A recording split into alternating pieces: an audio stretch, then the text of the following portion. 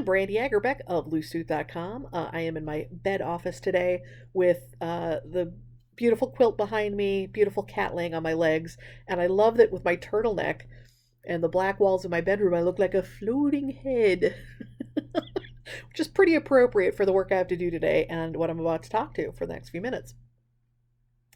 I wanted to share what speaking at TEDxWindyCity meant to me and a little bit of behind the scenes of that process. Yesterday was the 7th anniversary of giving my speech, Shape Your Thinking, at TEDxWindyCity 2013. I think a whole lot of you watching this video have watched TED and TEDx videos. TED's the big mothership event. TEDx are the local events. Some of them are youth focused, some of them are women focused. TED has healthcare specific events. I think they also have education specific events. But generally there's the big mothership main stage, and then there's the local events. And there's all sorts of hype about TED, right? And some folks say that maybe TED has passed its prime or jumped the shark or whatever. It's still a huge platform for getting ideas out in the world. And what is fantastic is that for a whole lot of people, they don't distinguish the difference between main stage TED and the local events. They're seeing the finished artifact. So in the process, there's the, having the initial idea, that idea worth spreading, the tagline of TED. As an individual, as a speaker, as a human being, having this idea you want to spread, and then what is the process to getting asked to speak or applying to speak, and developing the speech is part of the equation. There's an itty bitty part of the equation, which is the event itself. And then there's this long life of the video artifact after the event. And because, nowadays there's all these videos, people don't necessarily go, oh, that's TED main stage or that's TEDx.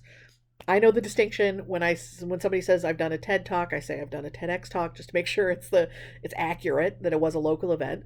And that, there is this long life of that video, and there's a whole lot of variability in what this experience is with the local events and what this artifact is for the local events. So I have friends, colleagues, dear people in my life who put all this phenomenal work on this part. They either had such lousy experiences in the moment that they really weren't able to deliver their best in their speech, or the production value of that video was so cruddy, badly lit, or bad audio or whatever, they didn't feel proud to share it. And think about all this energy and all these expectations and all this, the hype of TED, right? Or TEDx. And then having something you didn't really want to share. So if you are watching this video with the aspirations of wanting to do a TEDx talk or TED talk, especially TEDx talk, do your research. What is that local event? What's the quality of the work? Speak to other speakers, because they're not all created equal. And I am extremely happy and proud that the event I was part of was fan-freaking-tastic. And that is very much credit to Shannon Downey, our fearless leader. So Shannon now is doing this phenomenal work as an artist and an activist with the medium of embroidery.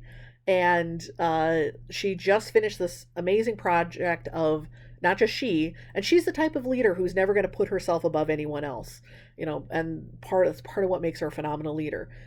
She did Rita's Quilt very quickly. She did this project, Rita's Quilt. She found a just started bicentennial quilt project in a box in an estate sale. She put it up on Instagram and said, hey, who wants to be part of this? And 3 months later, there was this phenomenal finished quilt where every piece had been embroidered by a different person across this country. Quilters came together to quilt this beautiful object. The center of it was this embroidery of the United States. Anyway, check out Rita's Quilt. It's phenomenal. And it's another case of Shannon Downey's strength as a leader and her organizational skills. Like I always say, I credit her and to her face about, what it takes to be able to lead people in that way. She credits spreadsheets because she's not great at taking compliments like a lot of awesome people.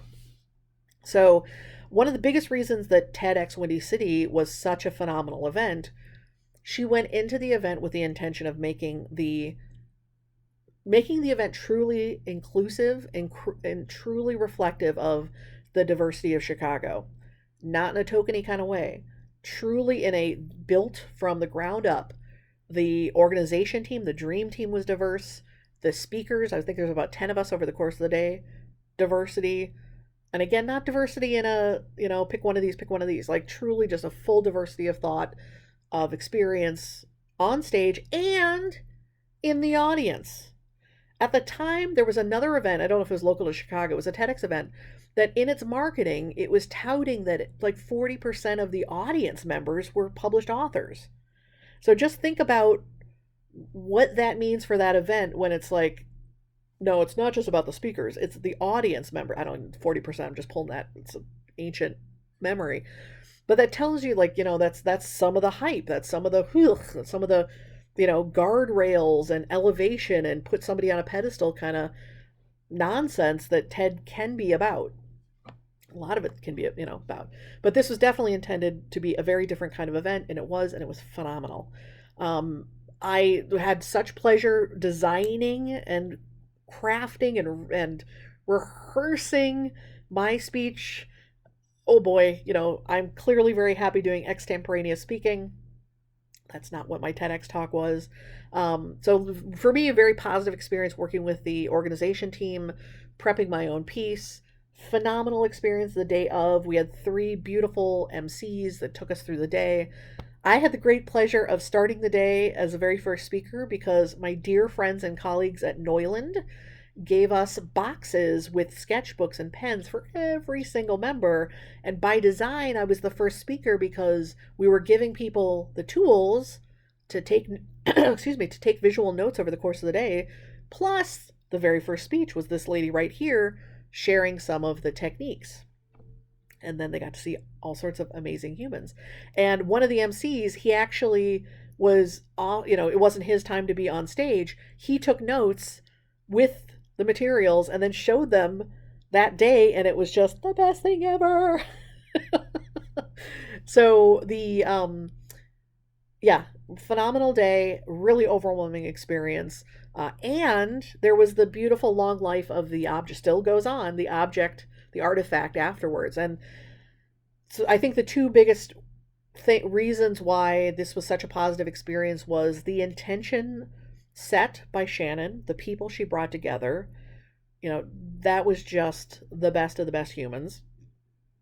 And then the audience was extremely diverse. It was phenomenal. The conversations in the hallways, fantastic. And just the production quality. I had a piece I was really proud to share. And that's, one of the aspects of doing a speech like this is, if you're one of those folks who wants to do a TEDx talk or TED talk, what is your intention? Why are you doing it? I think the best of the best is when you have that idea worth spreading, truly the intent of this whole enterprise.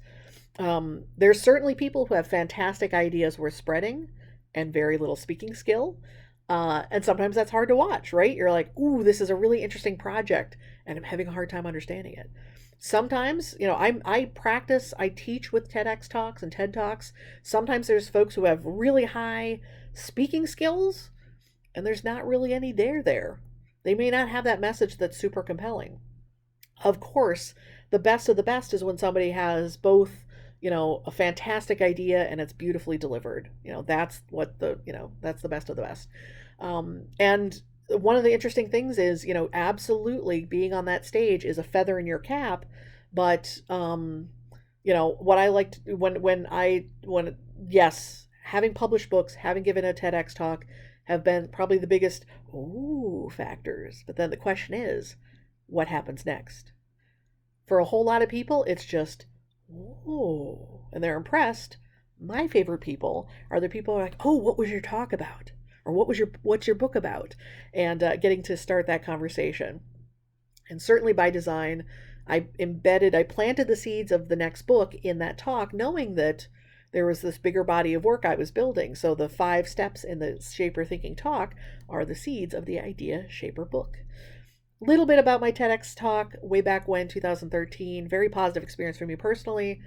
And for all of you who've watched and will watch, thank you so much.